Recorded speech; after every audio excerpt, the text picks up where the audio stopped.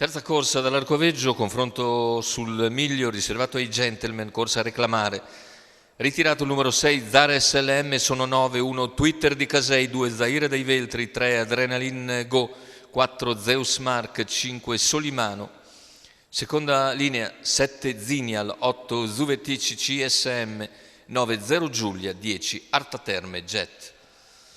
Favori per Twitter di Casei e Zaire dei Veltri, in chiusura anche Zeus Mark molto considerato, un po' meno Solimano.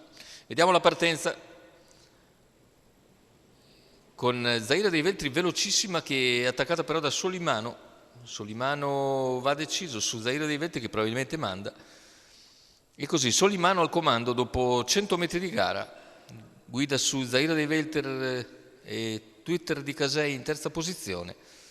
È rimasto invece al largo Zeus Mark, più indietro c'è Zinial, completati in 14,9 i 200 iniziali da Solimano e Filippo Monti. Seconda posizione per Zaire dei Veltri. Numero 8 Zuvetic CSM squalificato. Squalifica per Zuvetic CSM, avanza ora Zeus Mark che avvicina i primi, si affaccia all'esterno di Zaire dei Veltri dopo 500 metri di gara, tenta di l'aggancio con Solimano che guida.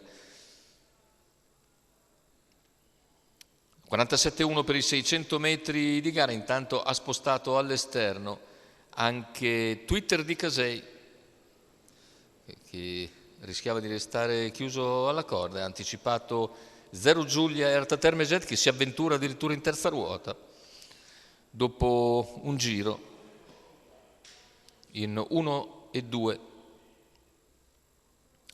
Intanto chilometro completato da Solimano al comando in 1,18 e 1.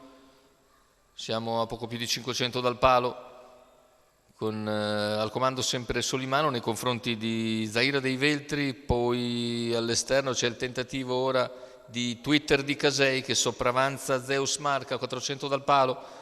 Deve ancora superarlo, però è ancora in terza ruota, si trascina Arta Terme Jet, mentre i cavalli lungo la corda sono naturalmente favoriti. C'è anche Zinial che guadagna terreno all'interno. Solimano entra in vantaggio addirittura d'arrivo, ultimi 100 metri di gara, lo scatto all'interno di Zaire dei Veltri. Zaire dei Veltri fa valere la sua freschezza e viene a vincere, mentre per il secondo sul palo Solimano è raggiunto da Zinial. 1,16 e 3 il ragguaglio conclusivo, con 29,6 a chiudere, e la vittoria per Zaire dei Veltri e Stefano Baldi. Il training di Alessandro Baldi per la